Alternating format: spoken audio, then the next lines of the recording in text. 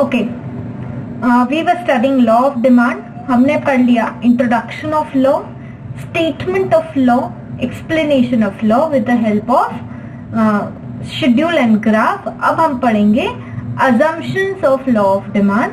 तो इसमें करीब 10 अजम्पशंस हैं. Let's read one by one. No change in consumers income.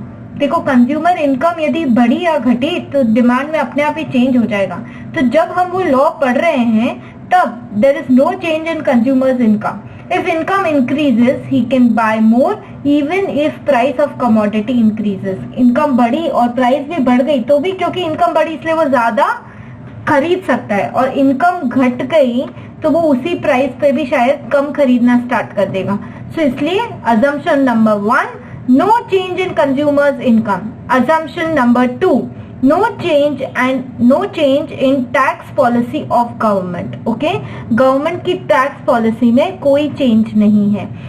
Direct and indirect taxes on income and goods should remain constant. Directly income पे जो tax लगता है या फिर इनडायरेक्ट टैक्सेस जो गुड्स पे लगते हैं वो दोनों ही कांस्टेंट हैं, वो चेंज नहीं होते. क्योंकि यदि टैक्स चेंज हुआ तो अकॉर्डिंगली हमारी सेविंग्स पे असर पड़ेगा और हम अकॉर्डिंगली डिमांड कम या ज्यादा करने लग जाएंगे. Okay, point number 3, no change in population. Size of consumption of population is same, that is gender and age ratio also same to have no effect on demand. Size of population and composition of that population, that is ratio of male and female, gender, age, उसका ratio same है. क्योंकि एक as के लोग एक particular चीज ज्यादा demand करते हैं. जैसे कि यदि आप स्टूडेंट्स लेंगे, जो बच्चे हैं वो बुक्स डिमांड करेंगे, जो ओल्ड एज के लोग हैं वो शायद स्पेक्स ज्यादा डिमांड करेंगे. तो वो रेशियो भी चेंज नहीं है, सेम है. जेंडर का भी जो रेशियो था वो भी सेम है और पॉपुलेशन का साइज भी सेम है. 4th, no change in consumers taste, preference, habits and fashion. Due to these changes demand will change. Okay, तो फिर ये भी assumption है कि कंज्यूमर के हैबिट, टेस्ट, प्रेफरेंस में कोई चेंज नहीं आया. Next, no change in price of related goods. अब यहाँ पे रिलेटेड गुड्स का क्या मतलब? Substitute and complementary goods.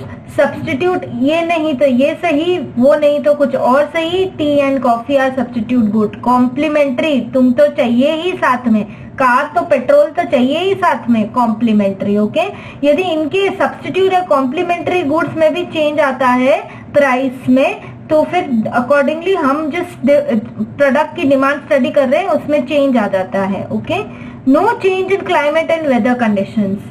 तो क्लाइमेट और वेदर कंडीशंस में कोई चेंज नहीं, क्योंकि एकदम से यदि बारिश हो गई तो बिना मतलब ये लोग रेनकोट मांगना स्टार्ट कर देंगे क्योंकि बारिश हो गई.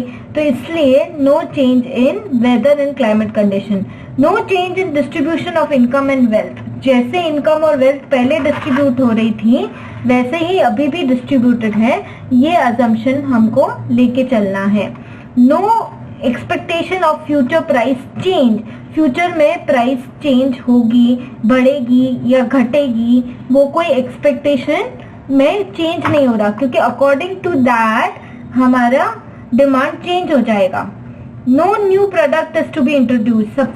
सब्सटीट्यूट और एग्जिस्टिंग प्रोडक्ट. क्योंकि कोई नया प्रोडक्ट आ गया मार्केट में, हो सकता है वो हमारे करंट प्रोडक्ट के डिमांड को इन्फ्लुएंस कर दे.